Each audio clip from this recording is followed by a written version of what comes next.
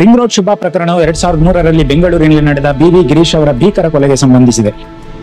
ಈ ಪ್ರಕರಣವು ನಗರವನ್ನು ಆಳವಾಗಿ ಕಲುಕಿತು ಮತ್ತು ಸಾರ್ವಜನಿಕರ ಗಮನವನ್ನು ವ್ಯಾಪಕವಾಗಿ ಸೆಳೆಯಿತು. ಇದು ಕೇವಲ ಒಂದು ಅಪರಾಧವಾಗಿರಲಿಲ್ಲ.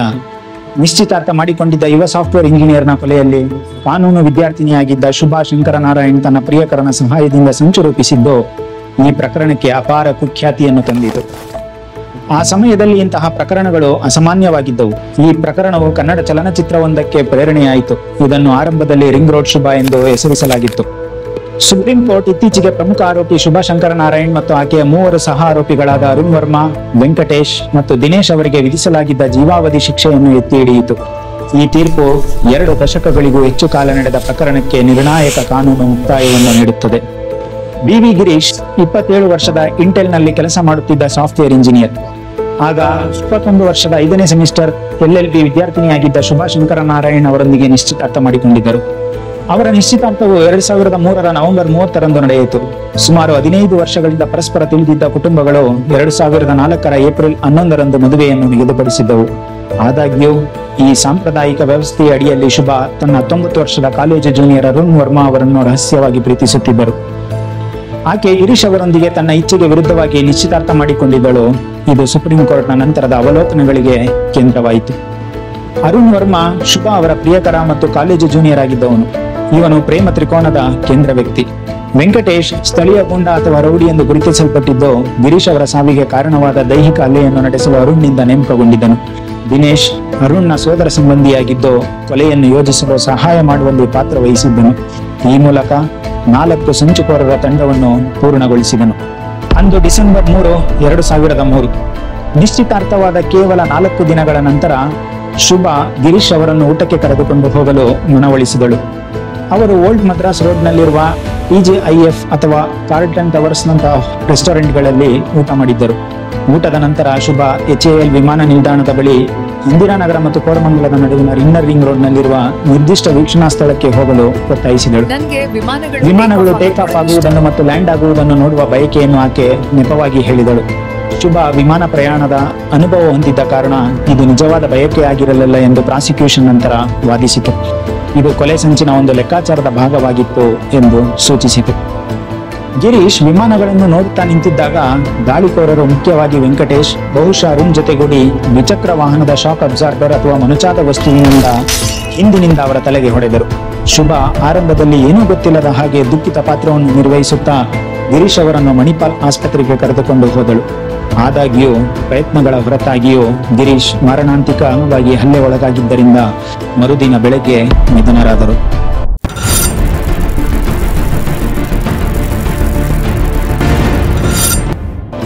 ಘಟನೆಯ ನಂತರ ಶುಭಾ ಆರಂಭದಲ್ಲಿ ಗುರುತು ಸಿಗದ ವ್ಯಕ್ತಿ ಗಿರೀಶ್ ಮೇಲೆ ಹಲ್ಲೆ ಮಾಡಿ ಪರಾರಿಯಾಗಿದ್ದಾರೆ ಎಂದು ದೂರು ನೀಡಿದ್ದಳು. ಆದಾಗ್ಯೂ ವಿವೇಕನಗರ ಠಾಣೆಯ ಇನ್ಸ್ಪೆಕ್ಟರ್ KA ನಾಣಯ್ಯ ನೇತೃತ್ವದ ಪೊಲೀಸರಿಗೆ ಆಕೆಯ ಹೇಳಿಕೆ ಮನವರಿಕೆಯಾಗಿರಲಿಲ್ಲ. ಅವರ ಅನುಮಾನಗಳು ಅದಕ್ಕೂ ಮುಂಚೆಯೇ ಹುಟ್ಟಿಕೊಂಡಿದ್ದವು. ಏಕೆಂದರೆ ಅವರು ನಿಶ್ಚಿತಾರ್ಥದ ಸಂದರ್ಭದಲ್ಲಿ ಶುಭಾ ಅವರ ಹಾವಭಾವವನ್ನು ಗಮನಿಸಿದ್ದರು. ಅಲ್ಲಿ ಅವಳು ಅಸಮಾಧಾನಗೊಂಡಂತೆ ಕಾಣುತ್ತಿತ್ತು. ಈ ಆರಂಭಿಕ ಅಂತರ್ದೃಷ್ಟಿಯು ಪ್ರಕರಣವನ್ನು ವಿಭಿನ್ನ ದಿಕ್ಕಿನಲ್ಲಿ ಮುಂದುವರಿಸಲು ಪ್ರೇರೇಪಿಸಿತು. ಇದು ಪರಿಣಾಮಕಾರಿ ಪೊಲೀಸ್ ತನಿಖೆಯು ಕೇವಲ ಫೊರೆನ್ಸಿಕ್ ಪುರಾವೆಗಳ ಮೇಲೆ ಮಾತ್ರ ಅವಲಂಬಿತವಾಗಿಲ್ಲ ಎಂಬುದನ್ನು ಎತ್ತಿ ತೋರಿಸುತ್ತದೆ. ಇದು ಮಾನವ ಅವಲೋಕನ, ಅಂತರ್ದೃಷ್ಟಿ ಮತ್ತು ನಡವಳಿಕೆ ಹಾಗೂ ಹೇಳಿಕೆಗಳಲ್ಲಿನ ಅಸಂಗತತೆಗಳನ್ನು ಪತ್ತೆ ಹಚ್ಚುವ ಸಾಮರ್ಥ್ಯದ ಮೇಲೆ ಹೆಚ್ಚು ಅವಲಂಬಿತವಾಗಿದೆ. ಆರಂಭಿಕ ನಡವಳಿಕೆಯ ಸುಳಿವುಗಳು ನಿರ್ಣಾಯಕ ವೇಗವರ್ಧಕವಾಗಿ ಕಾರ್ಯನಿರ್ವಹಿಸಿದವು. ತನಿಖಾಧಿಕಾರಿಗಳನ್ನು ಆಳವಾದ ಪರಿಶೀಲನೆಗೆ ಮಾರ್ಗದರ್ಶನ ನೀಡಿದವು ಮತ್ತು ಮೊಬೈಲ್ ಫೋನ್ ದಾಖಲೆಗಳಂತಹ ದೃಢೀಕರಿಸುವ ಪುರಾವೆಗಳನ್ನು ಹುಡುಕಲು ಪ್ರೇರೇಪಿಸಿದವು. ರಿಂಗ್ ರೋಡ್ ಕೊಲೆ ಪ್ರಕರಣವು ಭಾರತದ ಕಾನೂನು ಮತ್ತು ತನಿಖಾ ಇತಿಹಾಸದಲ್ಲಿ ಒಂದು ಪ್ರಮುಖ ಕ್ಷಣವನ್ನು ಗುರುತಿಸುತ್ತಾ ಮೊಬೈಲ್, ಸ್ಥಳ ಮತ್ತು ಕರೆ ಡೇಟಾಗಳನ್ನು ಪ್ರಮುಖ ಸಾಕ್ಷ್ಯವಾಗಿ ಹೆಚ್ಚು ಅವಲಂಬಿಸಿದ ಆರಂಭಿಕ ಮತ್ತು ಅತ್ಯಂತ ಮಹತ್ವದ ಭಾರತೀಯ ಕ್ರಿಮಿನಲ್ ಪ್ರಕರಣಗಳಲ್ಲಿ ಒಂದಾಗಿದೆ. ಈ ದಾಖಲೆಗಳ ಪರಿಶೀಲನೆಯು ಕೊಲೆಗೆ ಮುಂಚಿನ ದಿನಗಳಲ್ಲಿ ಮತ್ತು ತಕ್ಷಣದ ನಂತರ ಶುಭಾ ಮತ್ತು ಆಕೆಯ ಕಾಲೇಜು ಜೂನಿಯರ್ ಅರುಣ್ ವರ್ಮಾ ನಡುವೆ ಹಲವಾರು ಕರೆಗಳು ಮತ್ತು ಸಂದೇಶಗಳ ವಿನಿಮಯಗಳನ್ನು ಬಹಿರಂಗಪಡಿಸಿತು. ನಿಶ್ಚಿತಾರ್ಥಕ್ಕೆ 2 ದಿನಗಳ ಮೊದಲು ಮತ್ತು ನಿಶ್ಚಿತಾರ್ಥದ ದಿನವೂ ಆಕೆ ಅವನನ್ನು ಆಗಾಗ್ಗೆ ಸಂಪರ್ಕಿಸಿದ್ದಳು.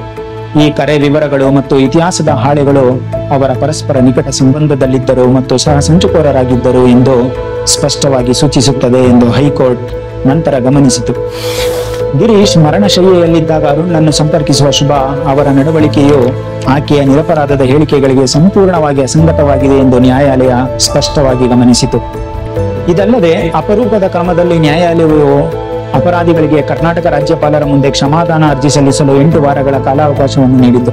ಆ ಅವಧಿ ಮುಗಿಯುವವರೆಗೆ ಮತ್ತು ಅವರ ಅರ್ಜಿಗಳನ್ನು ನಿರ್ಧರಿಸುವವರೆಗೆ ಅವರನ್ನು ಬಂಧಿಸಬಾರದು ಎಂದು ಸ್ಪಷ್ಟವಾಗಿ ಹೇಳಿತ್ತು. ನ್ಯಾಯಾಲಯವು ಕೇವಲ ದೋಷಾರೋಪಣೆಯನ್ನು ನೀಡುವುದರ ಮೂಲಕ ನಮ್ಮ ತೀರ್ಪನ್ನು ಕೊನೆಗೊಳಿಸಲು ನಾವು ಬಯಸುವುದಿಲ್ಲ, ಈ ನ್ಯಾಯಾಲಯಕ್ಕೆ ಇನ್ನೂ ಹೆಚ್ಚಿನ ಪಾತ್ರವಿದೆ ಎಂದು ನಾವು ನಂಬುತ್ತೇವೆ ಎಂದು ಸ್ಪಷ್ಟವಾಗಿ ಹೇಳಿದೆ.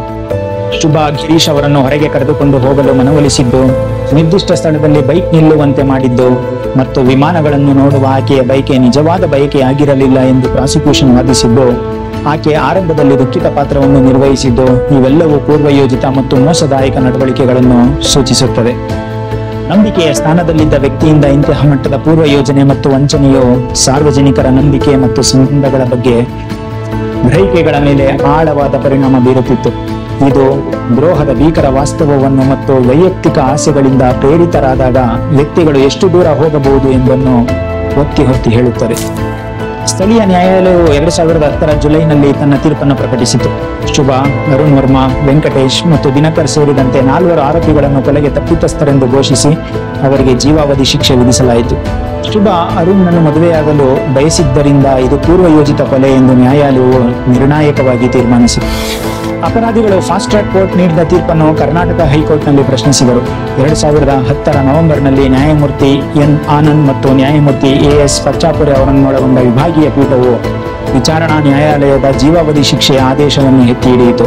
ಅವರ ಮೇಲ್ಮನವಿಗಳನ್ನು ವಜಾಗೊಳಿಸಿತು.